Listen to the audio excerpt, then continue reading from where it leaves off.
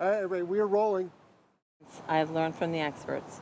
Fire is fast. Sher Grogg is shooting a video on fire safety. When the firefighters arrived, flames were already shooting through the roof and the top half of the front door. Sher took on this role after an enormous tragedy in her life. It's now a day and a half after a raging fire swept through that 16,000 square foot waterfront home. When this large home burned last year, Sher lost her brother and sister-in-law, along with 3 young nieces and a nephew. It took away everything. It took away everything we loved.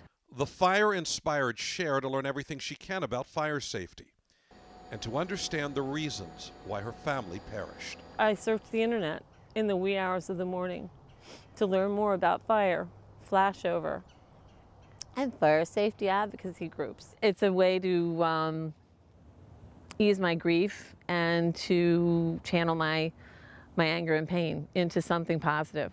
The organization Common Voices is using Sher's voice to bring a simple but important message to the entire country. Fire sprinklers save lives. But Sher Grogg's story is local for us. Breaking news of the investigation into that Annapolis mansion fire. Officials just announced they have found 2 more bodies. This fire occurred in Anne Arundel County. My brother, my sister-in-law, and my nieces and nephews would be here today, very probably, if they had had a fire sprinkler in their home. I truly believe that residential sprinklers would have made a difference in helping the family at this tragic fire get out. This home was built before the state and the county required residential sprinklers.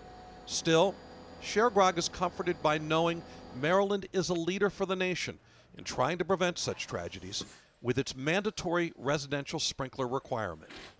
But this is suddenly in jeopardy with House Bill 19. It scares me to think that we would possibly go backwards when they're making such a great stand here. Sher Grogg is far from alone with her opinion. It's definitely a step backwards. This would be a tremendous step backwards from what we're at right now. I mean, we're only 2 states in the whole country that have residential sprinklers, us in California. And us to take this step backwards is not only going to, impact here in Maryland and the citizens of Maryland, but it's going to impact those other states that are now trying to follow Maryland and California's lead. The experience of Prince George's County, one of the first jurisdictions in the country to require residential sprinklers, makes it clear that the objections to mandatory residential sprinklers aren't based in reality. Prince George's County track record, they haven't had a fire fatality in a sprinkler home in the history of the time those sprinklers have been in place. Concerns about water supply in rural areas and the impact on the cost are cited by the proponents of House Bill 19, who want to allow local jurisdictions to opt out of requiring sprinklers. But on both sides of the Chesapeake, local governments tell a different story.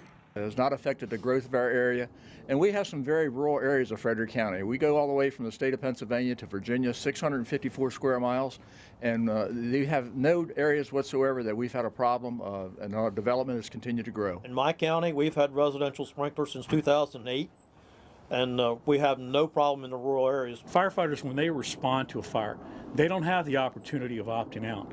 When they go to a fire, their job and mission is to go in, save lives, and protect families. I know there's a lot of myths and misinformation about residential sprinklers, but these fire service professionals from across the state of Maryland can help you get the real facts about these life-saving devices.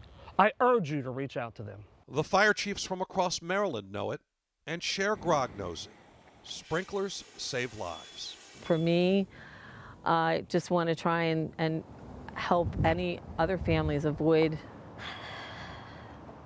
the pain and loss that we've been through.